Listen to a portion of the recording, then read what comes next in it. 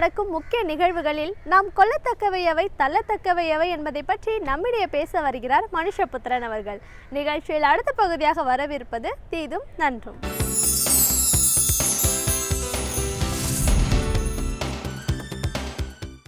வணக்கம் நண்பர்களே, இன்னும் ஒரு இனிய காலை பொழுதில் தீதும் நன்றும் நிகழ்ச்சியில் உங்களை சந்திப்பதில் மிக்க மகிழ்ச்சி அடைகிறேன்.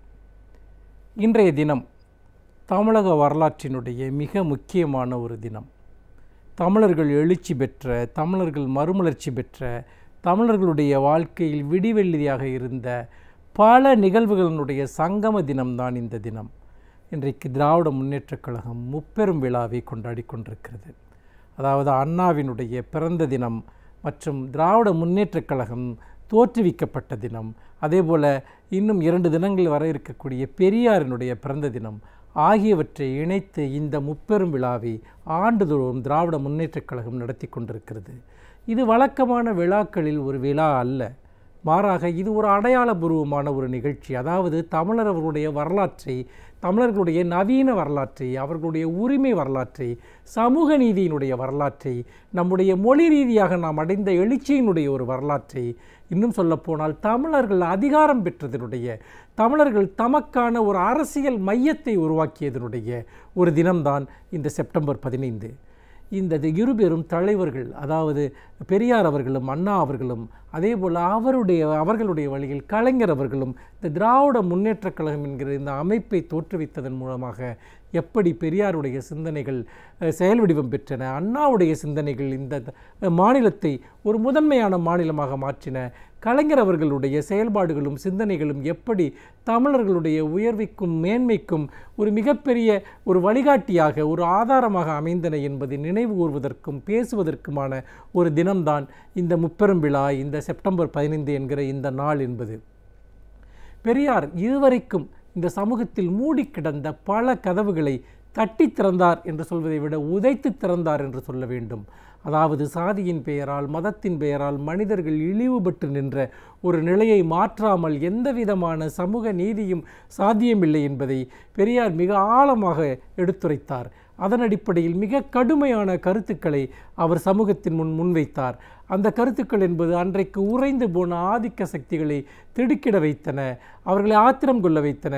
ஆனால் அந்த பழமைவாத கருத்துக்களால், அந்த ஒரு பிற்போக்கு கருத்துக்களால் ஒடுக்கப்பட்டிருந்த மக்கள் உணர்ச்சி பெற்றார்கள், அவர்கள் விடுதலை பெற்றார்கள், கொதித்தெழுந்தார்கள்.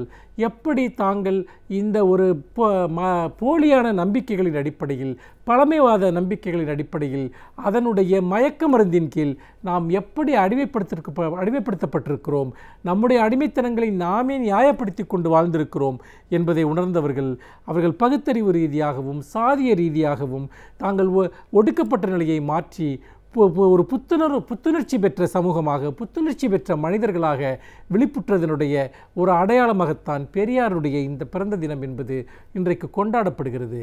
அந்த பெரியார் முன்வைத்த பல கருத்துக்களை ஒரு மிகப்பெரிய மக்கள் இயக்கமாக மாற்றியவர் அறிஞர் அண்ணா. உண்மையில் அறிஞர் அண்ணாவினுடைய இந்த சிந்தனைகள் தான், இந்த வழிகாட்டுதல் தான் இன்றைக்கு தமிழர்கள் பெற்றிருக்கக்கூடிய பல உரிமைகளுக்கு காரணமாக இருந்திருக்கிறது, ஆதாரமாக இருந்திருக்கிறது என்பதை நாம் மறுக்க முடியாது. பெரியாருடைய பல கருத்துக்களை, சிந்தனைகளை ஒரு வெகுசன இயக்கமாக மாற்றுவதன் மூலமாக ஒரு லட்சக்கணக்கான இளைஞர்களை, மக்களை தன் பின்னால் அண்ணா திரட்டினார். அதன் மூலமாக சமூக நீதி கருத்தாக்கத்தை ஒரு மிகப்பெரிய ஒரு வலிமையான சக்தியாக அவர் மாற்றினார்.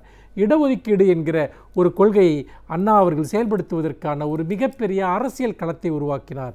அதேபோல் மாநில சுயாட்சி, மொழி உரிமை ஆகியவற்றிற்கான மிகப்பெரிய அடித்தளங்களை அண்ணா அவர்கள் உருவாக்கினார்கள். அப்படி அவர் உருவாக்கியதின் அடிப்படையில் தான் நம்முடைய மொழிவழி மாநிலம் என்கிற நம்முடைய உரிமை என்பது நடைபெற்றது. இந்திக்கு எதிரான ஒரு மிகப்பெரிய போராட்டத்தை நம்மால் நடத்தி நம்முடைய மொழியினுடைய உரிமைகளை பாதுகாக்க முடிந்தது.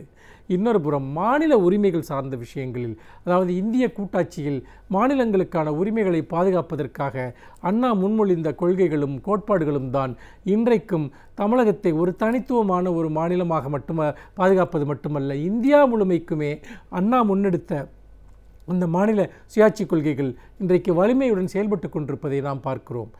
பெரியாரும் அண்ணாவும் முன்னெடுத்த, அதாவது கருத்தியல் ரீதியான பெரியாருடைய சிந்தனைகளை செயல்படுத்துவதற்கான ஒரு முதல் களத்தை அண்ணா உருவாக்கினார் என்று சொன்னால், திமுக என்ற ஒரு மிகப்பெரிய இயக்கத்திற்கு தலைமையேற்ற கலைஞர் அவர்கள் அண்ணாவினுடைய கனவுகளை செயல்படுத்துவதற்கான திட்டங்களை கொண்டு வந்தார். ஏராளமான சமூக மறுமலர்ச்சி திட்டங்களை கலைஞர் அவர்கள் தீட்டினார். அதேபோல் இடஒதுக்கீடு சார்ந்து பிற்படுத்தப்பட்ட மக்களுக்கு, தாழ்த்தப்பட்ட மக்களுக்கு அவர் மிகப்பெரிய அளவிற்கு இடஒதுக்கீடுகளை பெற்றுத் தருவதற்கான சட்டங்களையும் திட்டங்களையும் அவர் உருவாக்கினார்.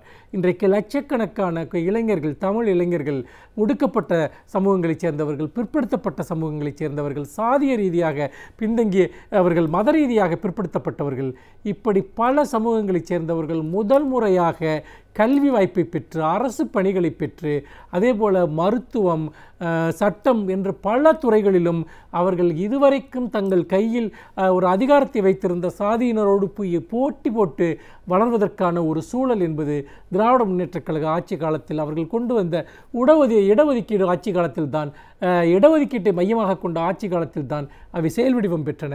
அதன் அடிப்படையில் இதுவரைக்கும் எந்த விதமான சமநீதியும் சமூக நீதியும் பெறாத பல சமூகங்கள் உயர்வு பெற்றன, போட்டியிட்டு வளர்ந்தன. அவர்கள் தங்களுடைய இடத்தை, சமூக இருப்பை அவர்கள் தக்க வைத்து கொண்டார்கள்.